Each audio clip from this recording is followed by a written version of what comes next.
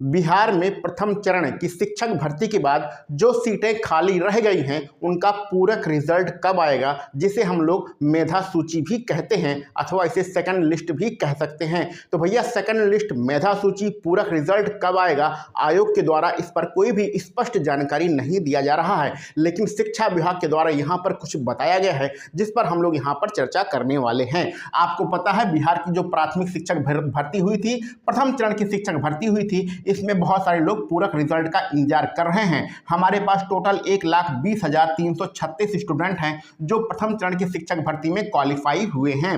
इसमें से 4,700 ऐसे स्टूडेंट हैं जो एक से ज़्यादा स्तर में क्वालिफाई हुए हैं, यानी कि उन्होंने पीजीटी भी क्वालिफाई किया है, किसी ने टीजीटी क्वालिफाई किया है और किसी ने पीआरटी यानी प्राथमिक शिक्षक भर्ती भी क्वालिफाई किया है।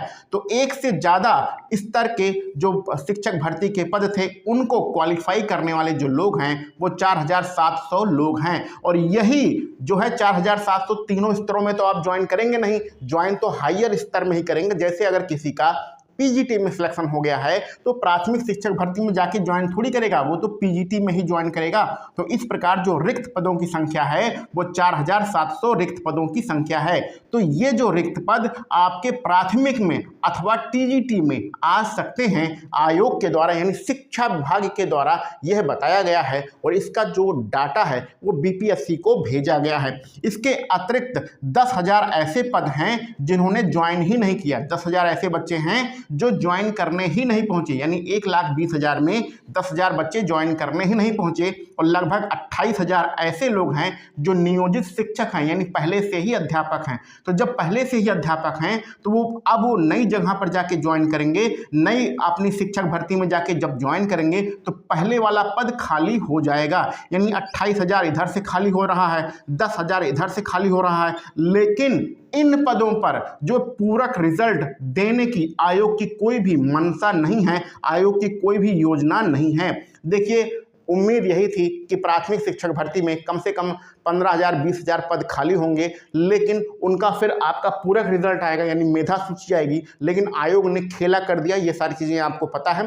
आपका जो द्वितीय चरण की शिक्षक भर्ती है उसमें जो आरक्षित वर्ग के पद थे जिसके अभ्यर्थी मिले ही नहीं, उनको द्वितीय चरण की शिक्षक भर्ती में शामिल कर लिया। तो जो आरक्षित वर्ग वाले थे प्रथम चरण की शिक्षक भर्ती में वो सोच रहे थे कि उनकी कट ऑफ थोड़ी सी नीचे जाएगी और जिनके नंबर थोड़ा सा कम हैं उनको भी नौकरी मिल जाएगी। लेकिन जो प्राथमिक शिक्षक भर्ती में ऐसे सभी अभ्यर्थी जो उसको आपका जो मेरिट कट ऑफ थी उसको क्वालिफाई नहीं किए थे उनको सेकंड लिस्ट में आ गया, उनका तो नाम सेकंड लिस्ट में आ गया। लेकिन और सारे लोगों को, जैसे कि 10,000 यहाँ पर खाली हो रहा है, 28,000 यहाँ पर खाली हो रहा है, ये भी जो रिजल्ट है ये आपके पूरक लिस्ट में देने की यहाँ पर योजना बिल्कुल भी नहीं है। इनका जो कह रहे हैं कि हम थर्ड भर्ती निकालेंगे यानी तृतीय चरण की शिक्षक भर्ती निकालेंगे, उस पर हम इसको नियोजित करेंगे। आपकी जो पूरक रिजल्ट देने की तैयारी चल रही है वो मात्र 4,700 पदों के लिए चल रही है।